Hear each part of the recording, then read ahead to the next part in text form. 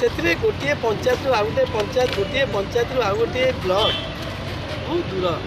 से लोक मानक एत उपकार आसो अन्य जिला अपेक्षा कहले न सरे ता छड़ा आम समस्त माननीय मुख्यमंत्री दूरदृष्टि को कृतज्ञता जनाऊँ। आम समस्ते जाचु शिक्षा स्वास्थ्य शिल्प पर्यटन कृषि जलसेचन एवं संस्कृति आध्यात्मिकता स्पोर्ट्स सबको शिखर पहुँचेगा परे जोटा कि मेन परिवहन दरकार सबको कनेक्ट करने ताकू मत बहुत सुंदर भाव में कर